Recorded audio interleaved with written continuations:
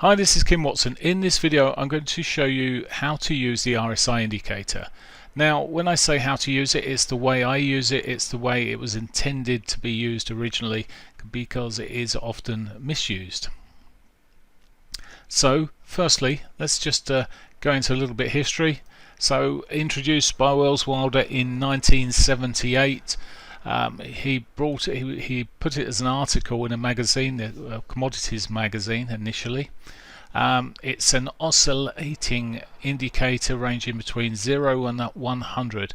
What I'm going to show you is the principles here. I'll talk about the principles here and show you on a chart in a short while. So if you're not grasping it, but generally in terms of oscillating indicator, you're looking between 2 points and you're looking at an indicator that sort of effectively goes up and down like this, and the idea and the plan behind it was to identify points within those oscillations where there could be buy or sell signals.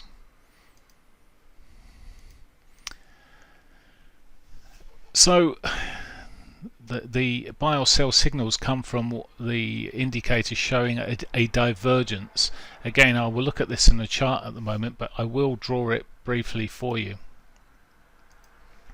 This is where if you've got price across the top here, price is pushed up to a high and then pushed into a new high.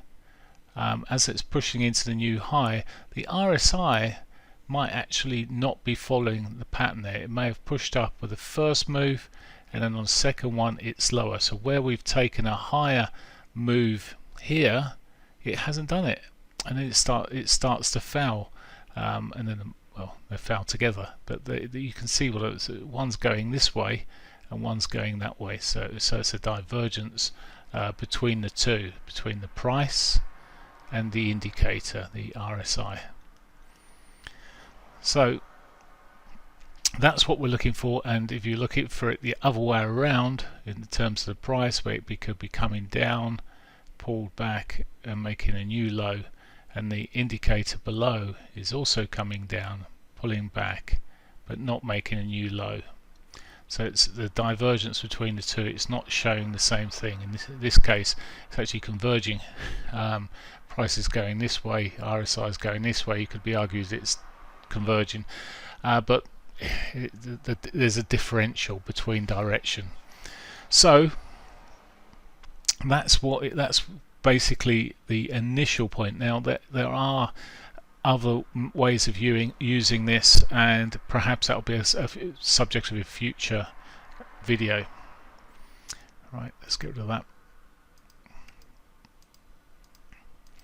So I mentioned earlier, misused by many, because the way it's taught, I showed you very briefly there how it was used, what it is, and it is simply taught like that. So effectively, if price has been going up like this, and the RSI is going up like this, and not just drag it along a little bit there, has not gone up, you haven't made a new high here. Whereas you've made a clear new high here, that's suggested it's divergences weakness. Just put that up a little bit higher, make it clearer. There we go. So that's suggesting weakness in the market. Now people then selling anywhere here, and that wasn't the process that Wells Wilder actually suggested it should be used for. The principles were, that's the suggestion that it's weak, now let's wait for an entry, and his entries was when it broke the low between the two highs in this particular case. Now on a downward trend where the price is coming down to make a new low, shouldn't have been drawing that first bit in, but the RSI is coming down, pulling up and not going so far down.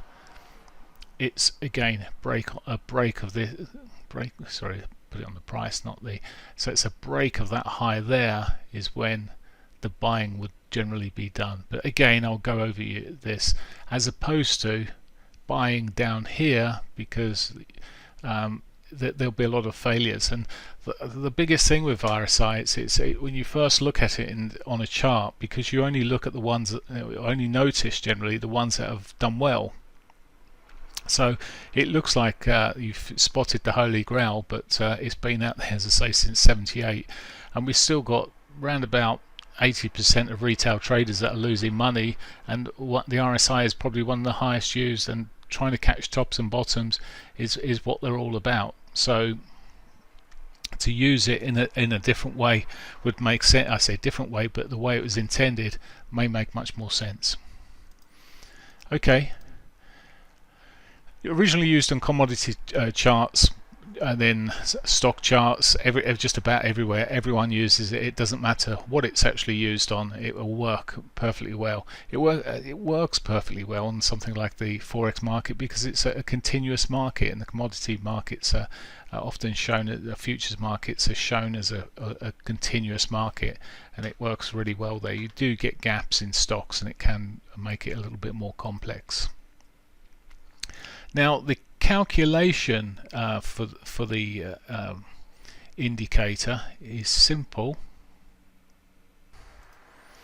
That is, if you can remember it, but the calculation is effectively, just get the pen, so it's 100 minus 100 divided by 1 plus U or D, all in a bracket. So hopefully that makes sense. It's 100 minus 100 over 1 plus U divided by D.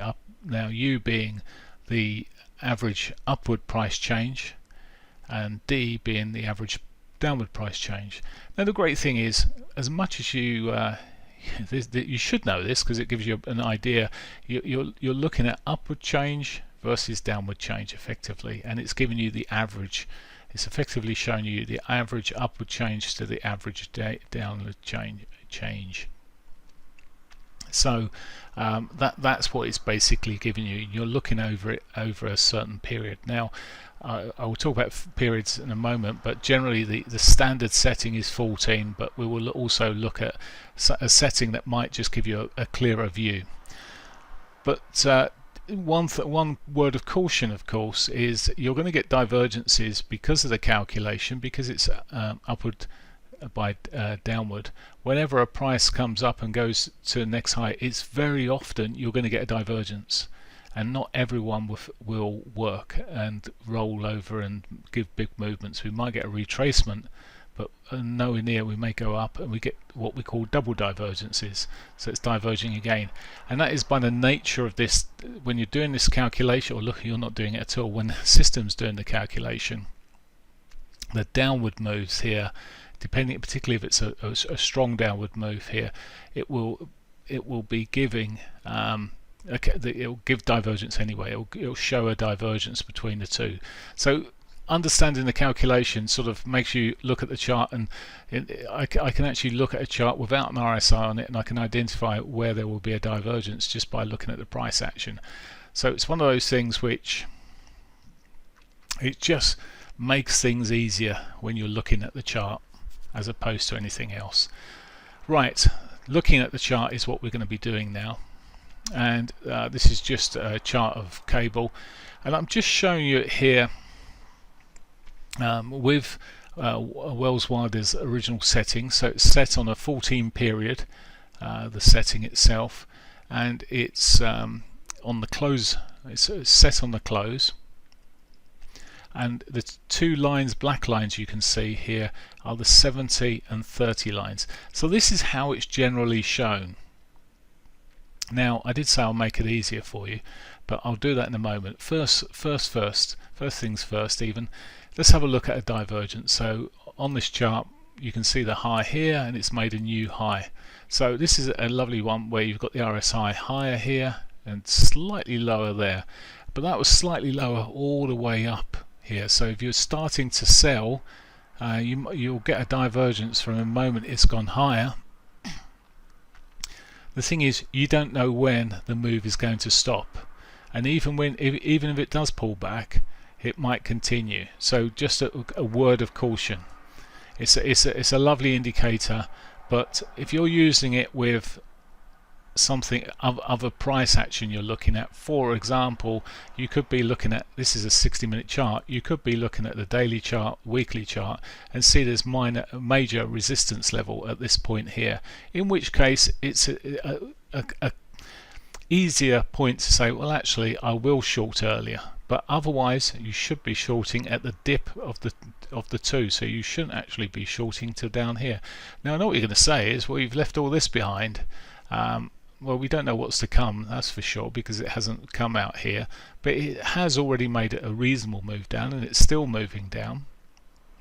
And it's not always about buying here and selling here, because the people that do that don't trade very long, and or they don't trade at all, because it's impossible to try and catch every low and absolute high. You need to give the market a chance to show you its hand, otherwise you're going to be losing money, because every bar here, for example, was a new high. So what makes this any different to any of those bars? And when it's pushing up here, likewise, yes, it's diverging, but what makes any of these bars different? And as I said to you, I brought the calculation into play, because it will naturally diverge. You see the divergence back here relative to that peak. It will naturally, the RSI will come down because of the calculation, because we had the downward price change. So that will draw the RSI down. It's whether or not, when it thrusts here, sometimes you'll get it thrust and it won't diverge, it will actually go up even stronger, but generally they're done on smaller retracements. So we've identified, okay, a divergence, and we've used the settings as they are at the moment. However, let me get rid of my pen. However, there is a easier way of looking at things and seeing it a little bit clearer. So there's the original, and here's an adjustment, and all I've done on this adjustment, well, there's two things. Firstly, on Wilder's settings, the settings are set at 70 and 30 on these black lines, these horizontal lines, these levels. Where it's hitting over 70, it's seen as being possibly overbought. And I say possibly overbought, it doesn't mean to say it is overbought. A lot of people get carried away and saying, well, it's overbought now. Well, that may be a term that's used, but it's not necessarily overbought. And even it's all right retrospectively saying, well, it dipped down there. Yeah, sure, we can see what's happening here, but that would have been pushing over that line for 2 or 3 bars, probably 2 bars before it hit the absolute high there. So it's actually pushing here and here. Well, it actually did peak on its close high there, because it pulled back quite quickly. But so the 70 and the 30, so the 30 is the close effectively. But if you were literally selling where Wilder it was intending, which would be about where my cursor is now, to where you would close, it wouldn't be very much money, plus you'd need a stop above the highs. So that's Wilder's standard settings. I suggest you just sort of move it out a little bit. This is a period of 6 and not 14, and it just makes it a little bit easier to see. So you've got an easier view here. And what I've done is, to compensate that, I've set the settings on the lines on the outside, instead of being 70-30. So the standard is 70-30 with a 14 period. I've changed it to an 80-20 because it's more aggressive on a 6 period. So I've just moved them further apart, so you get the same sort of the same peaks in the same places. But then you can see I've added a couple of extra lines here, because I've looked at the 90s and the 10s. Now, to me, and the way I use this is, these are more extreme. When it catches into a 90, it's quite an extreme movement. When it's catching into a 10, it's an extreme movement. So it's a pretty good marker on both of those. It's just that bit more extreme. Now, the reason I have these here, in volatile markets, 80-20 is too close to be looking at.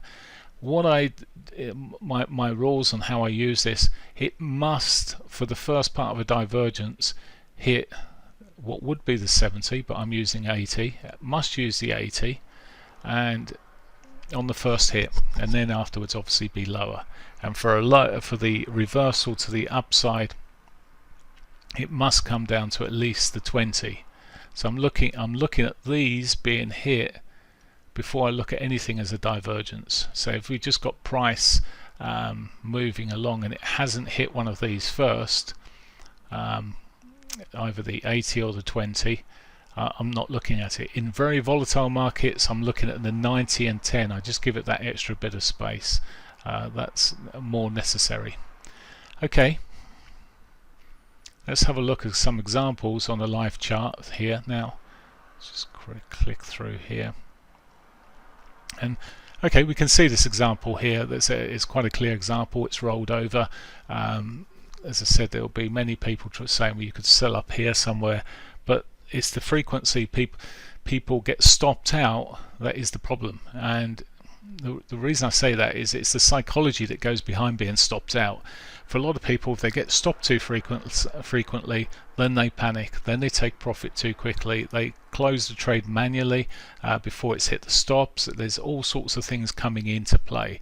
By being a little bit more patient on entries, you're not going to be catching the tops and the bottoms in general.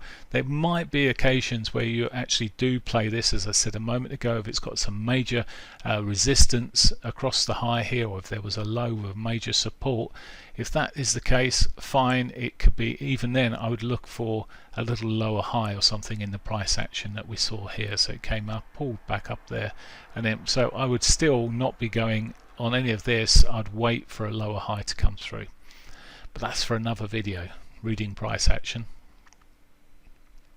So there we go. As I say, that's a divergence. It's showing clearly here, and it's clear up here.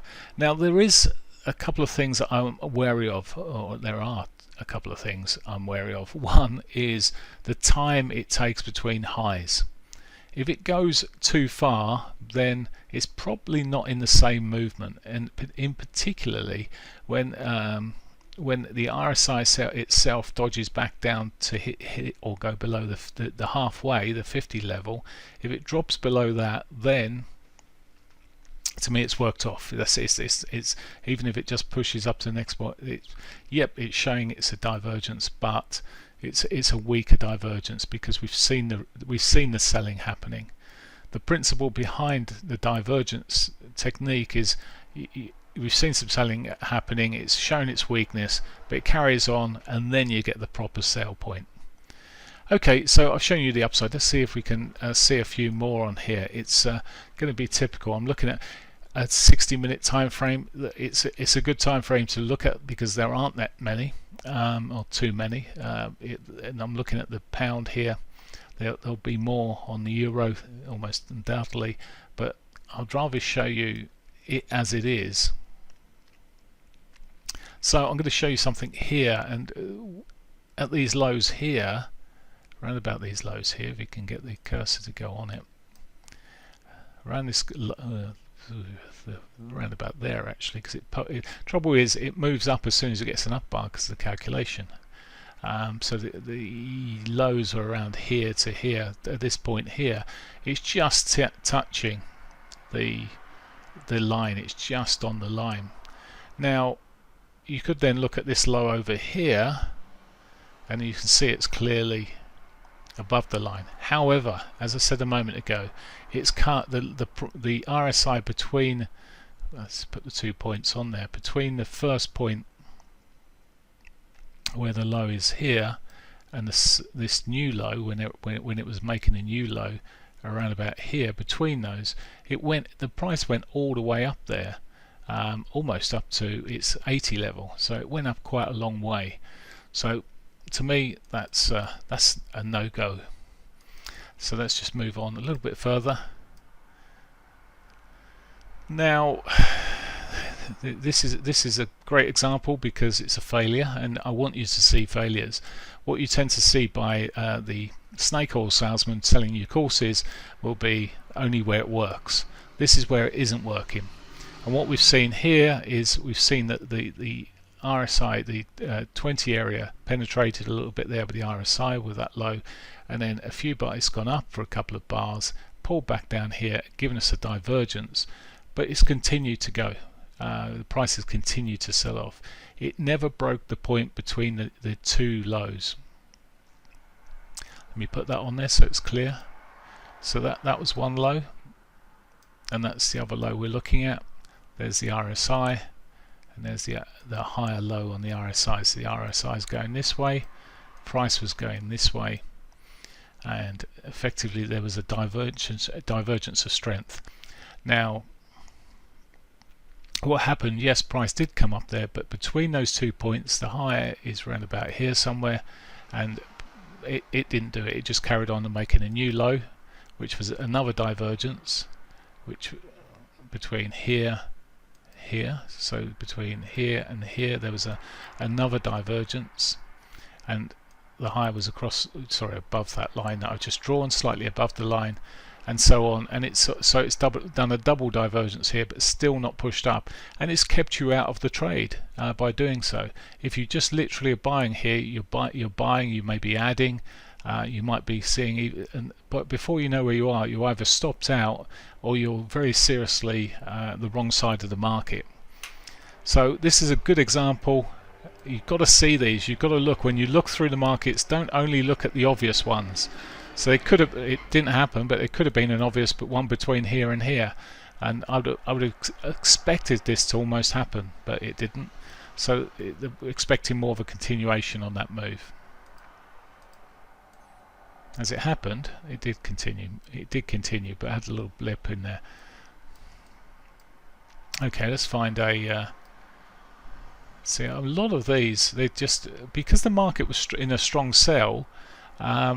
Yeah, we had the divergence between the low here and this low coming through here, and it barely made any distance. And it's important to understand that, particularly in current markets. I say in any time it's important to understand it. I'm just looking in this particular market, because it was in a downtrend, that the retracements to the upside are more likely to be more significant and work. And there you're using a tool that's going with trend as opposed to trying to fight the trend. And unfortunately, that's what a lot of people do. They want to fight the trend. They want to be the first to buy. But if you read Jesse, I can't remember his surname, from Confessions of a Stock Operator, he spent lots and lots of time in that book trying to catch the bottoms. And he realized it wasn't the bottoms he needed to catch. It was the meat in the middle. Okay, so looking through here. Okay, this is a good example. So this is a cleaner example. Get a pen here. So you've got the low here, you've got a lower low here, you've got the RSI below into almost an extreme situation, down into nearly, it's probably 10 or 11, it's sitting around here. You've got the move down here, it's still down to the 20 point, so you're sort of still showing weakness to the downside, and price has certainly got the weakness. So you've got the change of movement this way, the divergence to the price continuation here. Again, the entry's around about there. It hasn't gone very far, but it's only running into not far off previous resistance. It isn't the whole thing with these movements is it's oscillating. And if you look at what the RSI is doing here as it's pushing up, it's oscillating back to the upside. So it hasn't gone close. It's then put a divergence in between these 2 points without catching the. So for my liking, it's not good enough as a trade, but it might be a sufficient warning that market could start rolling. But it's easy because I can see it's been rolling. So as I said, it's Harry Hindsight will be saying, well, yep, that was a way out, but it might be at that point you start tracking the stops up If you've got into it, it might not be very profitable. This might not be profitable at all. But this is a good example over here of what you're looking for in terms of the price and the RSI differentials. Okay, I'm going to leave it there because that's plenty on this video. I've got plenty to talk about on divergences and RSI and different methods of using it. But the important thing is here is you're looking at highs. On this is a reversal to the upside. Let's do this one first. You're looking at a lower low on the price action and a higher low on the RSI. So there's your divergence there, showing weakness, and then let's bring it up to current times. So that's suggesting weakness in the downward move when you've got that. So you're then expecting it to push upwards. And then let's go to current time because we've got this one at the top here. So we've got an example at the bottom. Here we've got the high here, he says, without the pen, there we go. High here, high here. The RSI is almost extreme there. It's certainly lower at this point here. There's the divergence between them. So all you're looking for is that divergence. How you trade it is a different case, as I've already said. You might experiment and look for lower highs, look for other things to be coming through on the shorter time frames to give you a bit of a different idea. But then your targets, etc., still need to be worked out. Have a great time, great day's trading if you're trading today, and I'll catch you soon.